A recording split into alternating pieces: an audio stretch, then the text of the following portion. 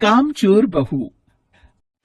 कांता बहन की दो बहुएं थी, बड़ी कल्पना और छोटी प्रिया। कल्पना का जैसा नाम वैसा ही काम। सारा दिन कल्पनाओं में रहती, न कोई काम करती न कोई धाम। अरे कल्पना बहू, जरा अच्छी सी चटनी पीस दे, आज कुछ मजेदार खाने का मन है।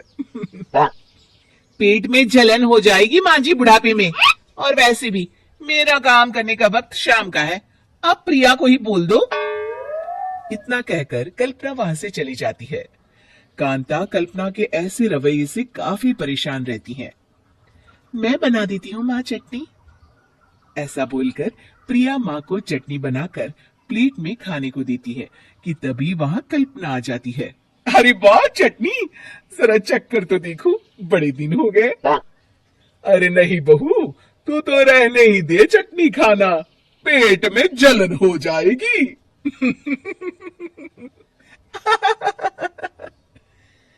इतना कहकर कांता और प्रिया दोनों हंसने लगते हैं।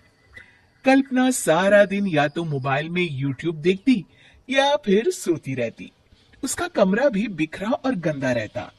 एक दिन कल्पना का पति अशोक उससे कहता है, अरे कल्पना, जानवर भी उस जगह को साफ कर लेता है जहां वो बैठता है, तुम तो इंसान हो, कैसे इतने गंदे कमरे में रह लेती हो? देखो सारा सामान यहाँ वहां बिखरा पड़ा है। ज्यादा अपनी माँ का बोल ना बोलो। हाँ, कमरा तुम्हारा भी तो है, गंदा लग रहा है तो साफ कर लो। पता नहीं तुम्हारे साथ मैं कैसे जिंदगी बिताऊंगा। इतना कहकर अशोक वहां से चला जाता है। कल्पना बस खाना खाने कमरे से बाहर आती और फिर से कमरे में चली जाती। इससे कांता बहन काफी परेशान रहती। एक दिन प्रिया कांता से कहती है, माँ, मैं सारा दिन काम करके थक जाती हूँ, आप कल्पना दीदी से कहिए ना कि सुबह और शाम का काम बांट ले, मैं तो अब सिर्फ एक वक्त का ही काम करूंगी। हाँ। अरे तो वो भी ना करना, एक बहू तो कामचोर थी ही, दूसरी भी आ गई काम ना करने के बहाने लेकर। तभी वहां प्रिया का पति रमेश आ जाता है। माँ, मैं देख रहा हूँ भाभी कोई काम नहीं करती, प्रिया सारा दिन घर और रसोई का काम करती है, अब कुछ करो ना माँ। कांता मन में कुछ सोचती है और कल्पना के पास जाती है। कल्पना फोन पर मेकअप करना देख रही होती है। कल्पना, तुम सारा दिन बस मोबाइल देखती हो, घर का कोई काम भी कर लिया करो।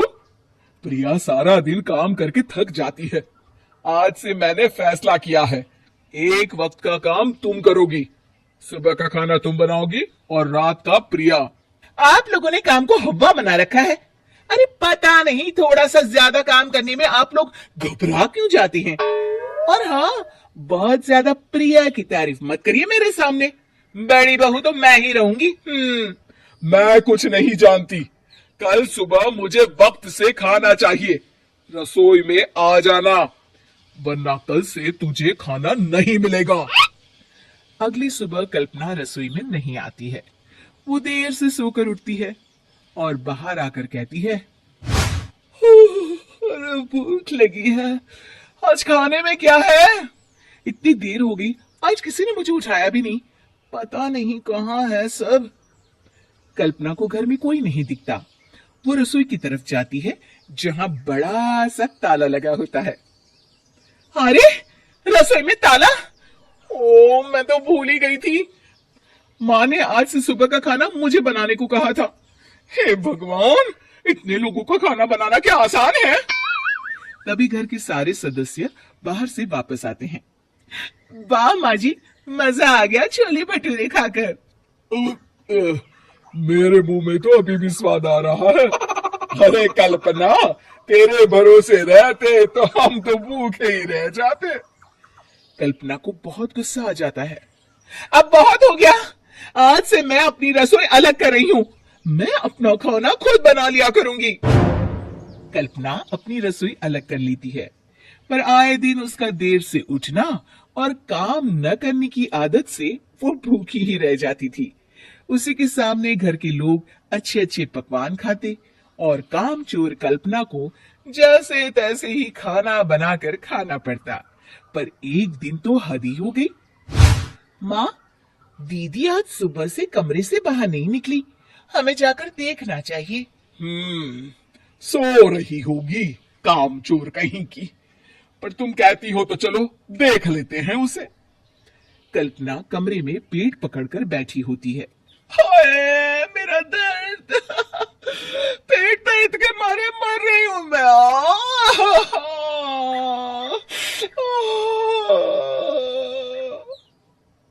अरे दीदी, क्या हुआ? पेट में दर्द क्यों हो रहा है? डॉक्टर को दिखाया आपने? माँ, कल्पना खड़ी होती है और माँ जी के पास आती है। मुझे माफ कर दीजिए, अब से मैं सारे काम में मदद करूंगी, कभी आलस और काम चोरी नहीं करूंगी। हाँ हाँ, वो तो ठीक है, लेकिन अचानक क्या हो गया जो तू काम करने को तैयार हो गई?